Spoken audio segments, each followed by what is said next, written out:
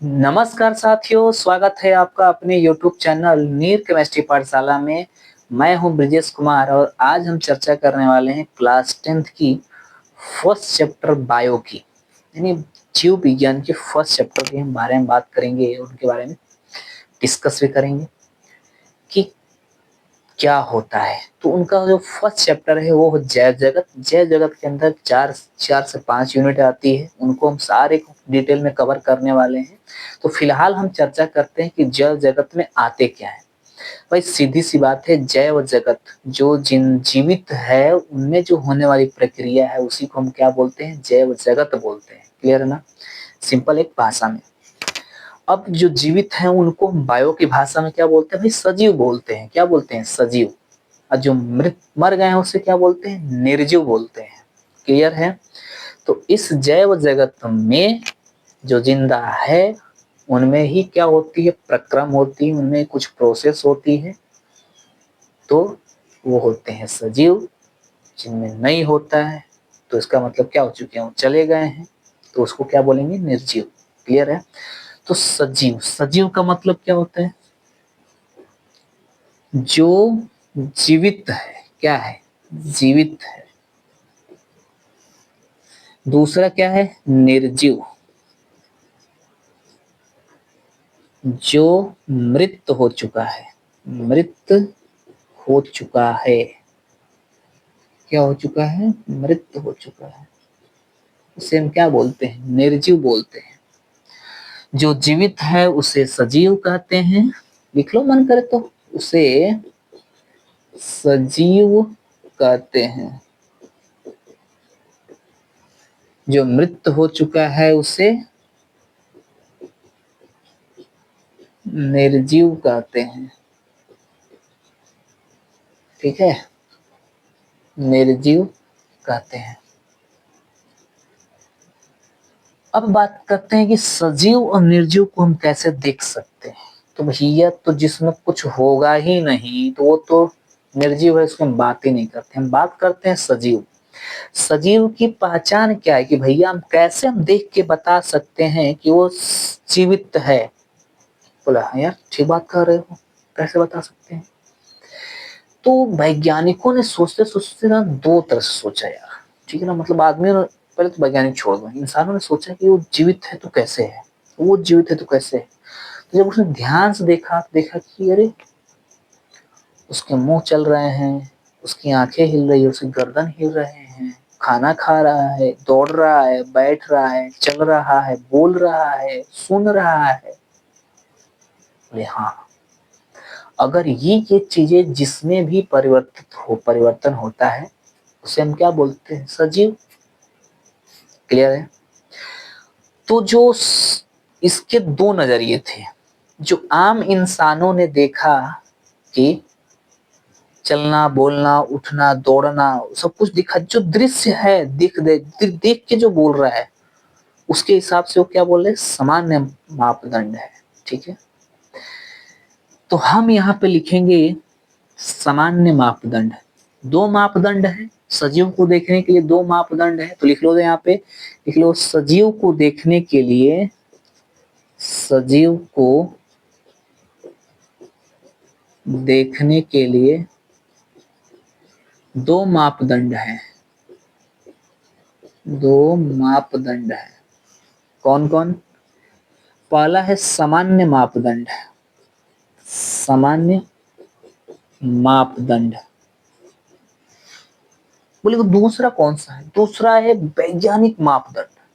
वो क्या, भाई हमने न जो देखा कि कान चला रहा है, आंखें से बात कर रहा है, आंखें पलके हिल रही हैं, गर्दन हिला रहा है, मुंह चला रहा है, खाना खा रहा है, दौड़ रहा है, बैठ रहा है, उठ रहा है, ये सब हमने देखा तो बोला कि हाँ भाई वो जीवित है।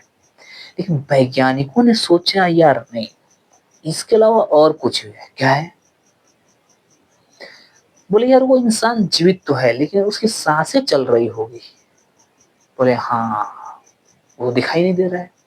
हाँ, अदृश्य है। वो क्या है, अदृश्य मापदंड है, लेकिन वो हो रहा है, जीवित है तो हो रहा है। बोले कि नहीं नहीं नहीं, ये तो सामान्य लोग हैं जो इस तरह सोचते हैं। हम लोग क्या है, वैज्ञानिक है, तो हम लोग थोड़ा सा अंदर की तरफ सोचते हैं।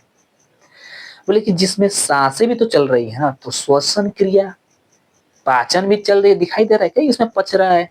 नहीं, तो पाचन क्रिया भी हो जाएगी। तीसरा, दिल का धड़कना, क्या सामने से दिखाई देगा धक धक धक धक धड़क रहा है? दिखाई देगा? नहीं दिखाई देगा।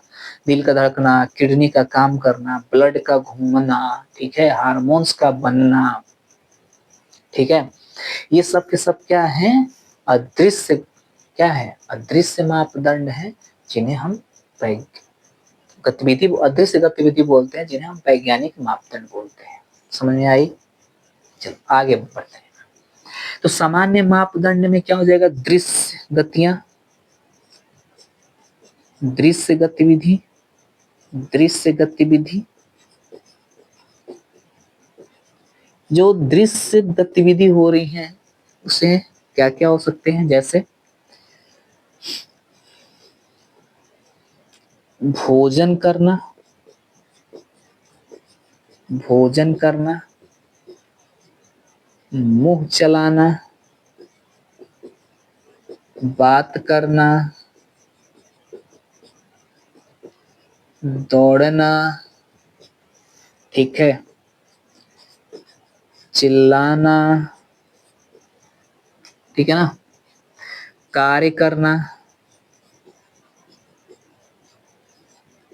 आवाज लगाना आदि। जो भी बाहरी गतिविधि हो रही है ना, जो हमें दिखाई दे रही है, दृश्य गतिविधियां, दृश्य गति, ठीक है ना, वो सब के सब क्या है, सामान्य मापदंड है। दूसरा है वैज्ञानिक मापदंड, वैज्ञानिक मापदंड। भाई सब बोले कि जो दिखाई दे रहा है वो तो है ही है, जो नहीं दिखाई दे रहा है वो उसमें भी हो रहा है, तो क्या क्या हो रहा है, इससे बोलते हैं अदृश्य गति, अदृश्य गतिविधियां,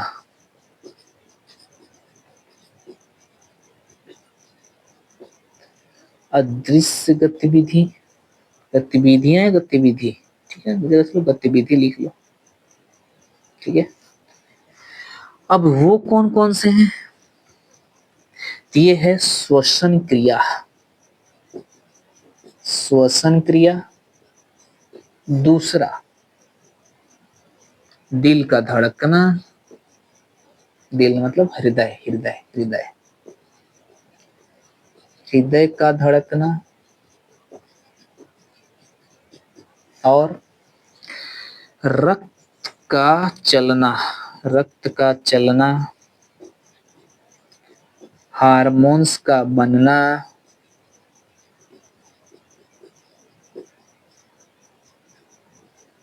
हार्मोन्स का बनना, ठीक है, और क्या, ऊर्जा, ऊर्जा का, या फेफड़ा, फेफड़ा क्या करना, फेफड़ा फूलना, ठीक है, या फेफड़ा दिखाए तो वो सब प्रतीत हो जाता है, ठीक है। शरीर में ऊर्जा का बनना, शरीर में ऊर्जा का बनना, लार बनता है तो लार दिखाई देता है क्या? नहीं होता है, तो लार का बनना आदि। तो ये जितने भी अदृश्य गतिविधि हैं जो हमारे ही अंदर होता है, जीवित है मगर दिखाई नहीं दे रहा है, तो हम इस तरह से एंगल से सोचते हैं, तो उसको बोलते हैं वैज्ञानिक मापदंड। क्लियर है? तो इसमें हमें दो मापदंड में सुनने को मिलता है, एक सामान्य मापदंड जो आम लोग सोचते हैं, एक वैज्ञानिक जो सोचते हैं वो वैज्ञानिक मापदंड। क्लियर है? चलिए, तो आप इसे कॉपी करें, फिर हम आगे मूव करते हैं।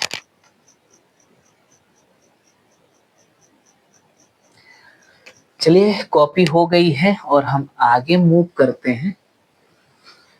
जब मैं बोलूं ना ऐसे कॉपी कर लो, तो वीडियो को पॉज कर लेना, मतलब रोक लेना, वो ना चालू हुआ करने वाला उसको बंद करके लिख लेना फिर, ठीक है।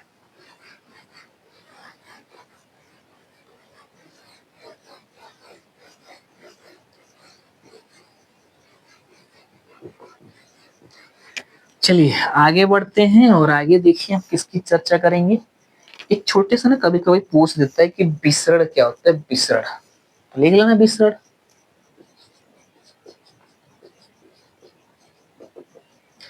देखो विसरण होता क्या ना, विसरण विसरण का मतलब होता है कि बहा दो। मैं आपसे पूछूं नीचे से ऊपर बहेगा कि ऊपर से नीचे बहेगा, तो आप बोलेंगे क्या बात कर रहे हो सर, ऊपर से नीचे ही तो बहता है। हाँ हम भी तो वही बात कर आपसे कहना चाहते हैं कि विसरण का मतलब होता है कि जो भी अधिक होगा वो कहाँ आएगा, निम्न की तरफ आएगा। अधिक ताप होगा तो किधर चलेगा, निम्न की तरफ चलेगा। अधिक ऊर्जा होगा तो किधर को जाएगा, निम्न ऊर्जा की तरफ जाएगा। पानी यहाँ अधिक है तो किधर पर फ्लो के जाएगा, कम की तरफ जाएगा। तो इस विसरण का मतलब क्या होता है कि उच्च सांद्रता से निम्न सांद्रता की तरफ क्या होता है, बहता है। उसे हम क्या बोलते हैं, विसरण करते हैं। क्लियर है। तो यहां से उच्च सांद्रता से उच्च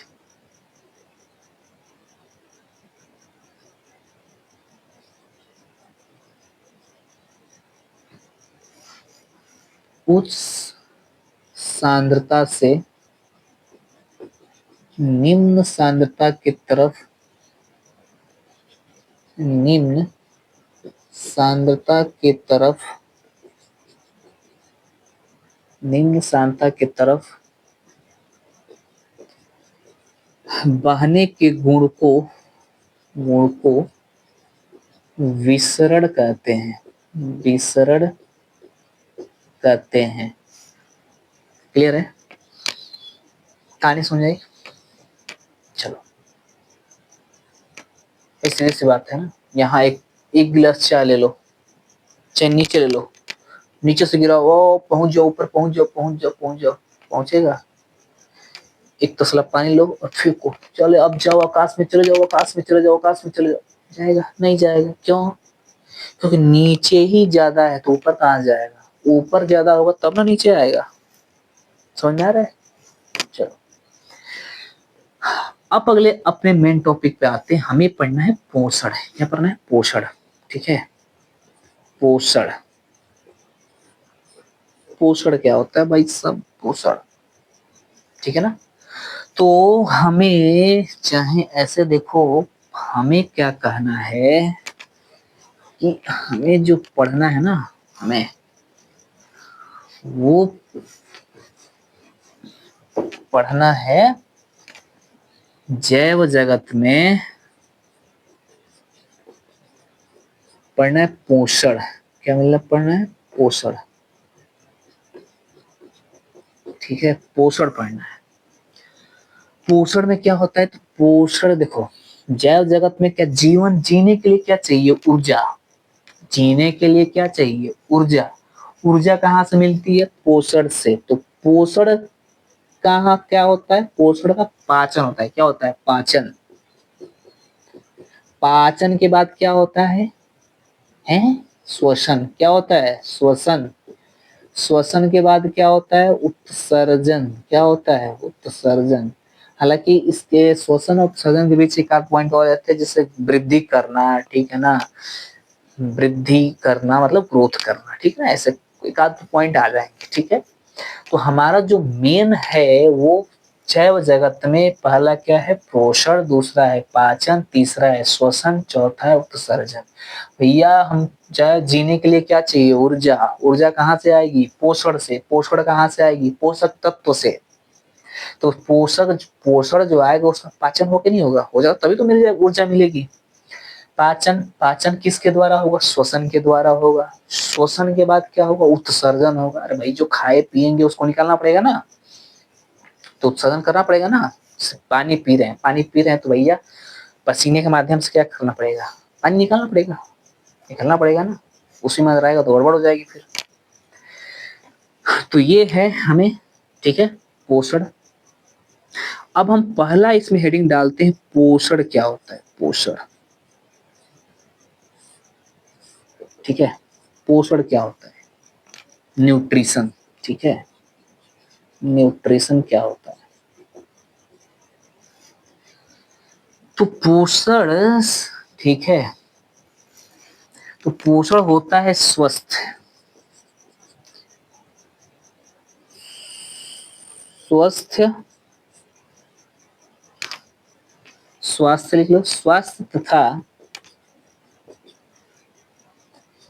शरीर के विकास के लिए, ठीक है, शरीर के विकास के लिए, स्वास्थ्य तथा शरीर के विकास के लिए भोजन ग्रहण, भोजन ग्रहण करने की प्रक्रिया को, करने की प्रक्रिया को पोषण कहते हैं, प्रक्रिया को पोषण कहते हैं, ठीक है, पोषण कहते हैं। पोषण, पोषण पोषक तत्व से प्राप्त होता है, तत्व से प्राप्त होता है, ठीक है। पोषण जो है वो पोषक तत्व से प्राप्त होता है। अब आइए आपसे पूछेगा पोषण क्या होता है, तो भैया हम क्या है, जिंदा है, जिंदा है तो कहाँ से है, ऊर्जा है, ऊर्जा हम कहाँ से लिए होंगे, पोषण से लिए होंगे, पोषण कहाँ से लिए होंगे भैया, अच्छा अच्छा चीज खाए होंगे, पनीर खाए होंगे, घी खाए होंगे, ये सब खाए होंगे, ठीक है, तो हमें क्या मिला होगा, पोषण। पोषण से हमारा शरीर चल रहा है, हमारा शरीर विकास हो रहा है, हम स्वस्थ हैं। तो हम स्वस्थ रहने के लिए, इस शरीर का विकास होने के लिए जो हम भोजन ग्रहण करते हैं उसी को हम क्या बोलते हैं, पोषण। क्लियर है, एक बार और सुनो ध्यान से। हम हैं तो हमें क्या रहना है, जिंदा, जिंदा रहने के लिए क्या चाहिए, भोजन। अब भोजन इस शरीर को और बढ़ाना भी है ना, तो अच्छा, शरीर को बढ़ाने के साथ साथ क्या करना है, स्वस्थ भी रखना है। तो स्वस्थ और शरीर के विकास के लिए भोजन ग्रहण करने की प्रक्रिया को हम क्या बोलते हैं, पोषण। क्लियर है, चलो। पोषण कहाँ से मिलता है, पोषक तत्व से प्राप्त होता है। तो इसके स्रोत क्या क्या है, स्रोत कहाँ कहाँ से है भाई, स्रोत, स्रोत, ठीक है, स्रोत कौन कौन से हैं, तो स्रोत हैं इसके कार्बोहाइड्रेट, कार्बोहाइड्रेट, दूसरा है विटामिन, विटामिन, तीसरा है वसा, चौथा है खनिज लवण, खनिज लवण, और नेक्स्ट है प्रोटीन आदि, ठीक है, और आगे लिख लीजिए जल आदि। तो ये भाई स्रोत हैं किस पोषण के, कहाँ कहाँ से मिल सकते हैं, कार्बोहाइड्रेट से मिल सकता है, विटामिन से मिल सकता है, वसा से मिल सकता है, खनिज लवण से मिल सकता है, प्रोटीन से मिल सकता है, जल से मिल सकता है आदि। ये सब क्या है, पोषण के स्रोत हैं, यहाँ से पोषण आते हैं, ठीक है। तो आप इन्हें कॉपी करें, फिर हम आगे मूव करते हैं, ठीक है।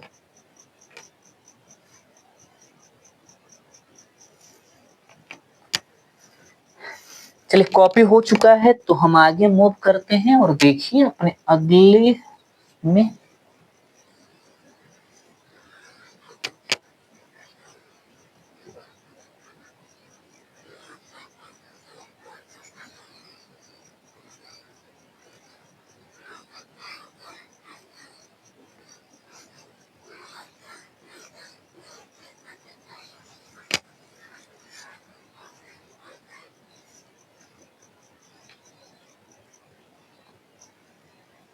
चलिए देखिए, इसमें हमने जो स्रोत में देखा था कार्बोहाइड्रेट, ठीक है, तो ये है कार्बोहाइड्रेट। भाई साहब कार्बोहाइड्रेट कहाँ से मिलता है भाई, कार्बोहाइड्रेट कहाँ से मिलता है, तो ये मिलता है ग्लूकोज से, ग्लूकोसा, ग्लूकोज, उसे फ्रक्टोस से मिलता है, फ्रक्टोज, मतलब ये इसमें फ्रक्टोज बोलते हैं, फ्रक्टोज। अब कहाँ से मिलता है, ग्लूकोज, फ्रक्टोज, राइबोज, सेलुलोज, ठीक है। दूसरा मिलता है चावल से, कहाँ से मिलता है? चावल से, ठीक है, चावल से। आलू से, आलू समझता है? आलू, आलू, ठीक है, आलू से मिलता है। दूसरा इसमें स्टार करके लिख लेना, जो ग्लूकोस होता है ना, ग्लूकोस, ग्लूकोस हम डायरेक्ट क्या करते हैं? ग्रहण करते हैं। आप देखते होंगे ना कि किसी को धूप में जा रहा हो और रास्ते में चलते चलते चक्कर लग गया, तो बोलते हैं डॉक्टर के पास, भागते हैं, भागते भगो भगो भगो, क्या बोल, चक्कर आ गया। तो सीधी सी बात है, कहने को एक ऊर्जा की कमी हो गई है, तो क्या करेगा? आपको एक गिलास देगा, एक पैकेट ग्लूकोज को घोर के दे देगा, तो बोले पी लो पी लो। तो ग्लूकोज एक ऐसा चीज है जिसको शरीर को पचाने की आवश्यकता नहीं होती है, वो खुद ही एक ऊर्जा का रूप है। क्लियर है? तो क्वेश्चन आता है कि ग्लूकोज डायरेक्टली ऊर्जा प्रदान करता है या नहीं करता है? तो सीधी सी बात लीजिएगा, ग्लूकोज पचने वाला, ये पचने के लिए कुछ होता ही नहीं है, वो सीधा एक ऊर्जा होती है जो हम ग्रहण करें और हमें ऊर्जा मिल जाती है। क्लियर है? यह है ग्लूकोज। तो ग्लूकोज सीधे रूप में ऊर्जा प्रदान करता है, ऊर्जा प्रदान करता है, ठीक है। चलो आगे देखो,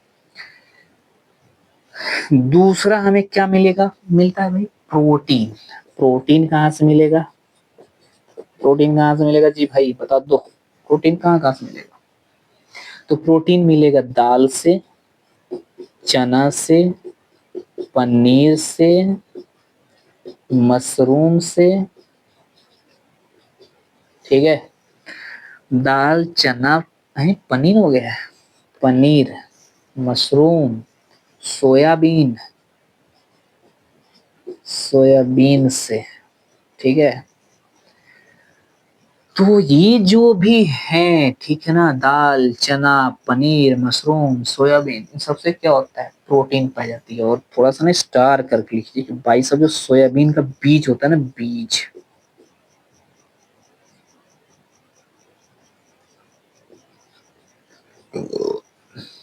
सोयाबीन में, ठीक है ना, सबसे ज्यादा